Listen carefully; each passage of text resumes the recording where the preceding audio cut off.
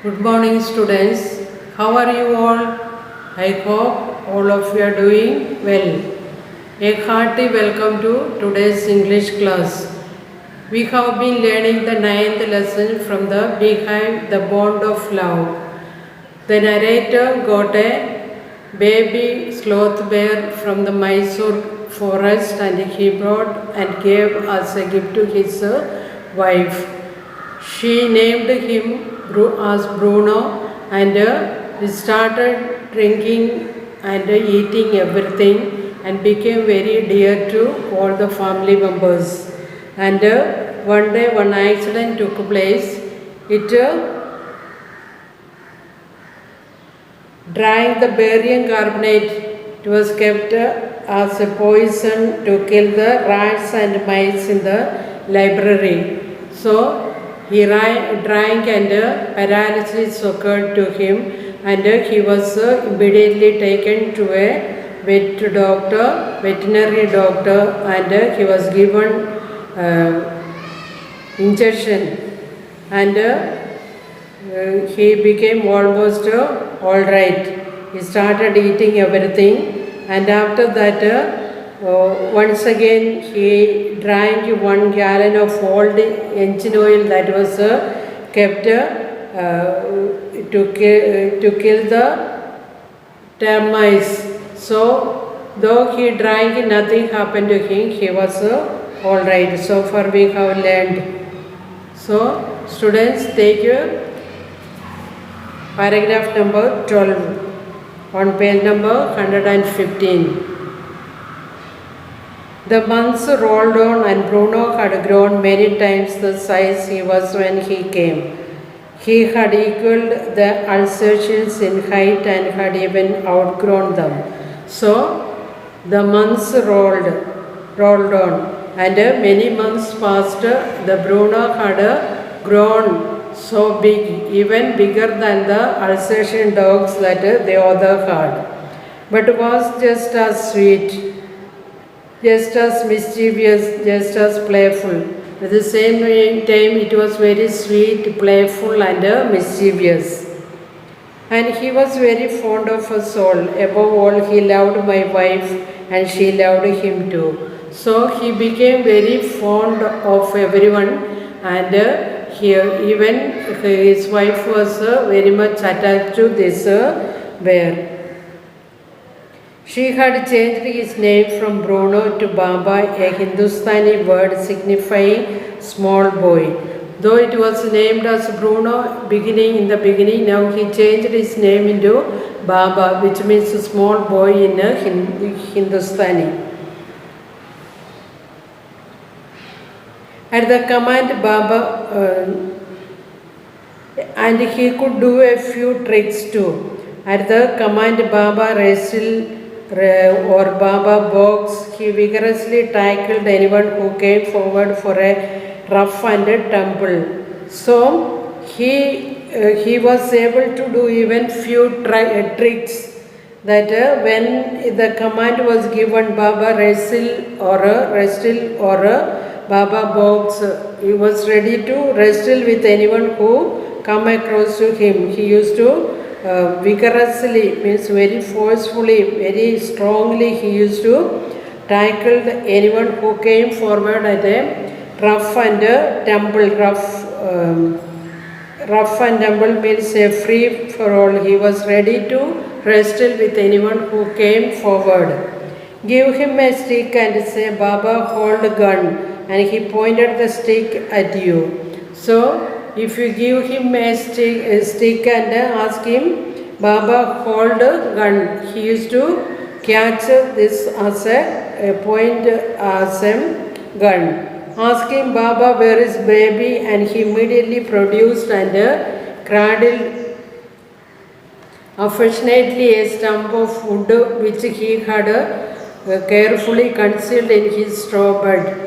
But because of the tenants' children, poor Bruno or Baba had to be kept chained most of the time. So, when it was asked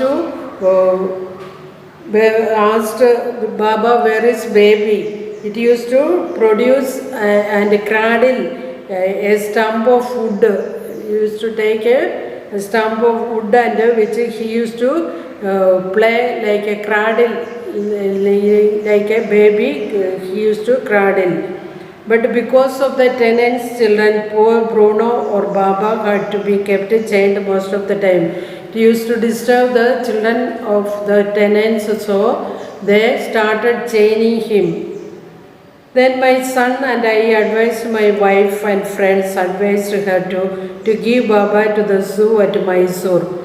Then the author and his son, also the author's friends, advised his wife, author's wife, to give Baba to the zoo at Mysore because it had outgrown.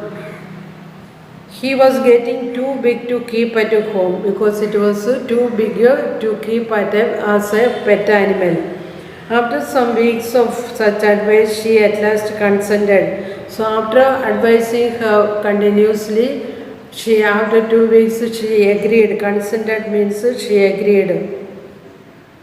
Hastily, and before she could change her mind, a letter was written to the curator of the zoo.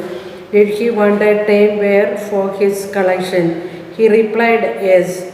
The zoo sent a cage from Mysore in a lorry, a distance of 87 miles, and Baba was packed off. So, as soon as the author's wife agreed to give away to a zoo, the author wrote a letter to the curator of the zoo whether they wanted a tame bear for their collection, and they replied that yes, and from the zoo they sent a cage from Mysore in a lorry, and soon he was packed off to Mysore Zoo. We all missed him greatly, but in a sense we were relieved. So they all, actually the author's family, they missed the Baba very much, but on one side they got relieved of a big tension. My wife was inconsolable. She wept and fretted. Fretted means worried or unhappy. So the narrator's wife was very unhappy and she could not be consoled. She was feeling very upset and sad. For the first few days she would not eat a thing. She was not even eating anything because she was feeling nostalgia, or she was missing Baba very much. Then she wrote a number of letters to the curator. How was Baba? Back came the replies, well, but fretting, he refuses food too. So she used to write letters to the curator of the zoo asking how is Baba, and she used to get a reply telling that is well, but fretting. It was worried, and then he refused to eat food. It was not eating anything. After that, friends visiting Mysore were begged to make a point of going to the zoo and seeing how Baba was getting along. So afterwards, the narrator's wife requested the author's friends who visited Mysore to go and visit Baba in the zoo, and they went.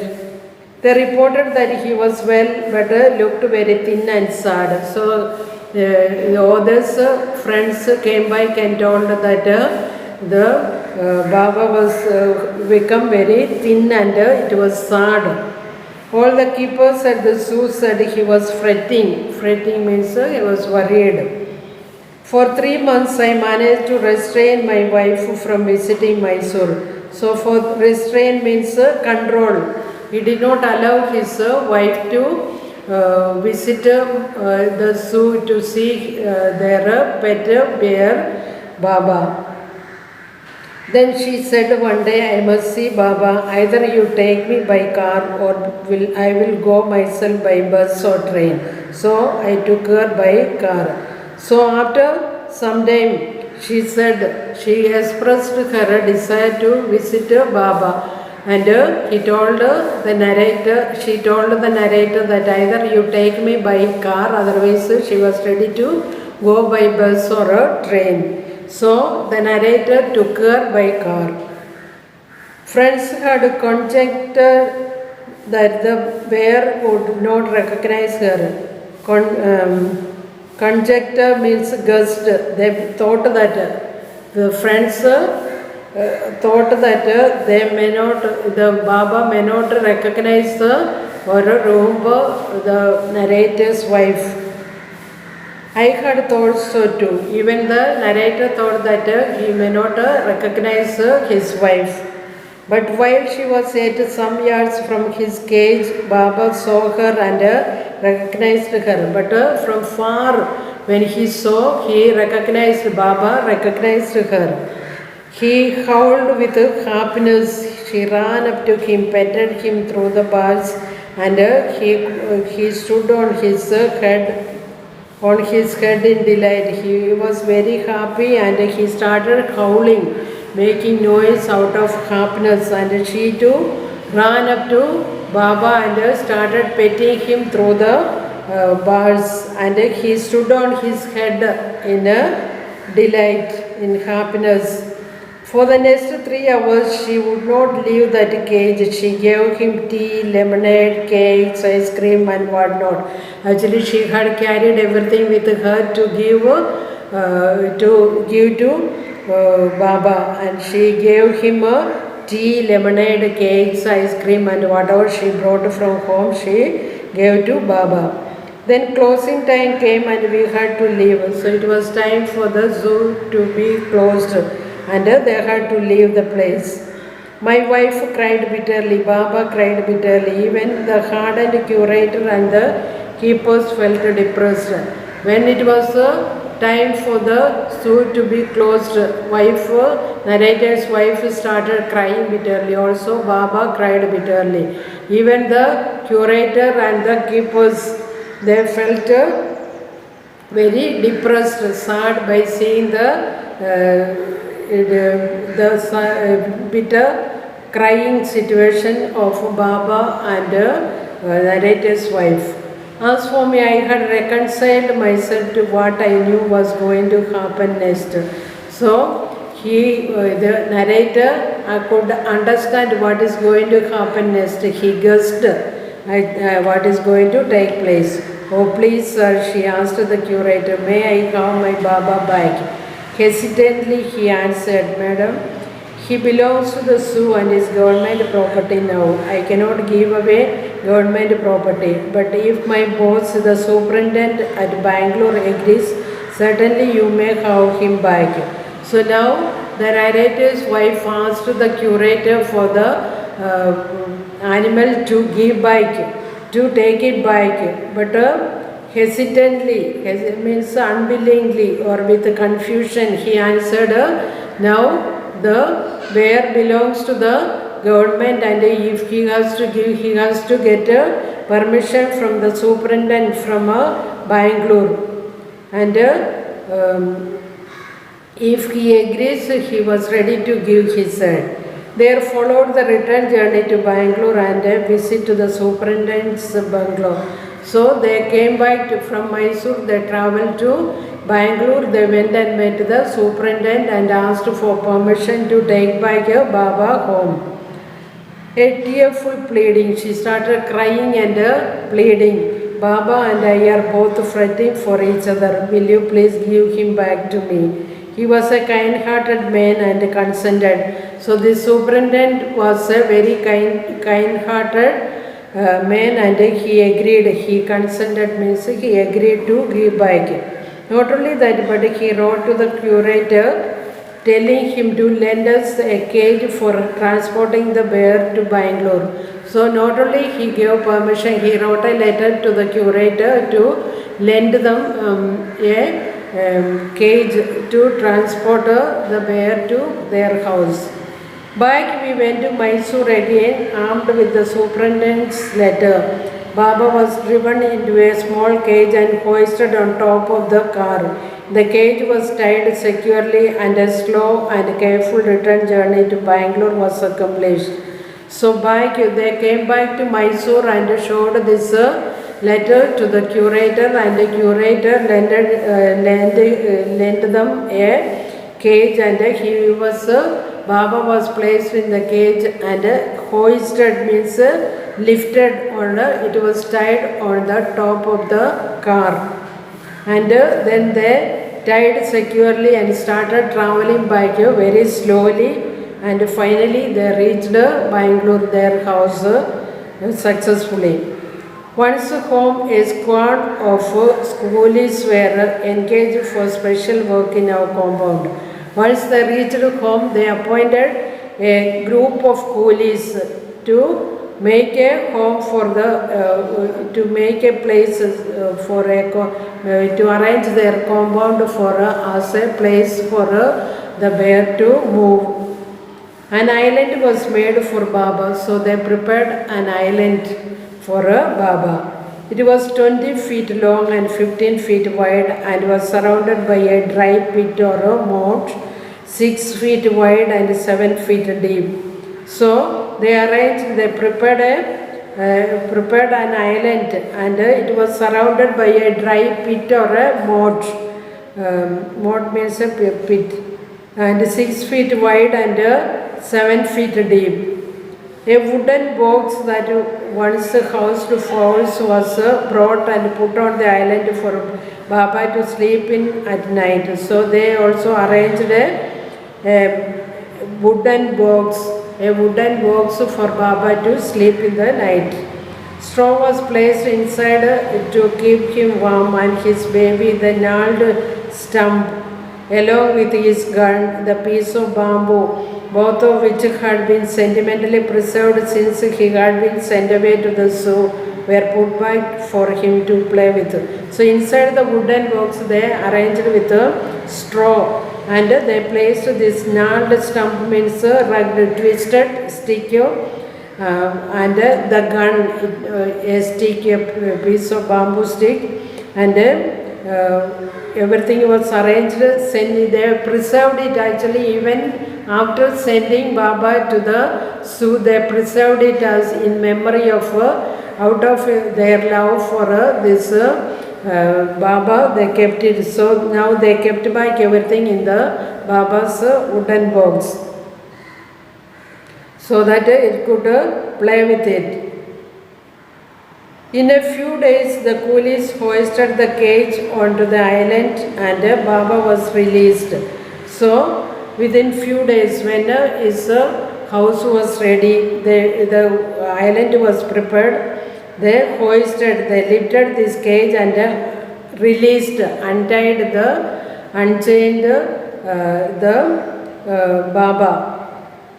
He was delighted. Standing on his hind legs, he pointed his gun and cradled his baby. So Baba was very happy, delighted, and he started playing with his gun, and he's cradling his baby. My wife spent hours sitting on a chair there while he sat on her lap. He was 15 months old and pretty heavy too. So the narrator's wife used to enjoy Baba's company, to sit on a chair, and this Baba used to climb on her lap, and it was already 15 months old, and he was very heavy too. The way my wife reaches the island and leaves it is interesting. I have tied a rope to the overhanging branch of a mango tree with a loop at its end. Putting one foot in the loop, she kicks off with the other to bridge the 6-foot gap that constitutes the width of the surrounding pit.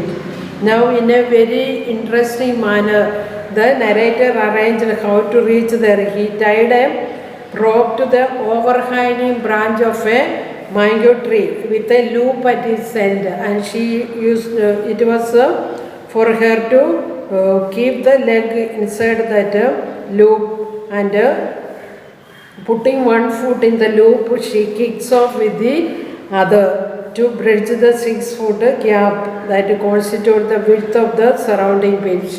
In order to reach the island, it was arranged in such a way that with the help of this rope, she used to cross and reach the island and spend time with Baba. The return journey is made the same way. In the same way, she used to come back to her from island, she used to come back to her house.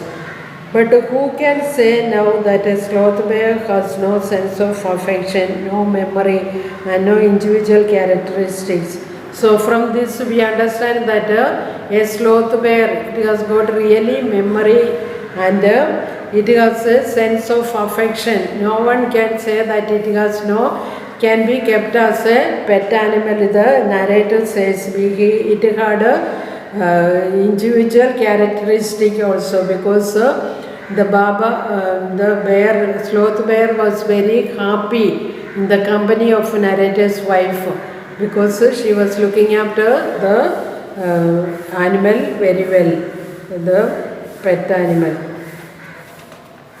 So students, read the lesson, write down the question answers and the meanings.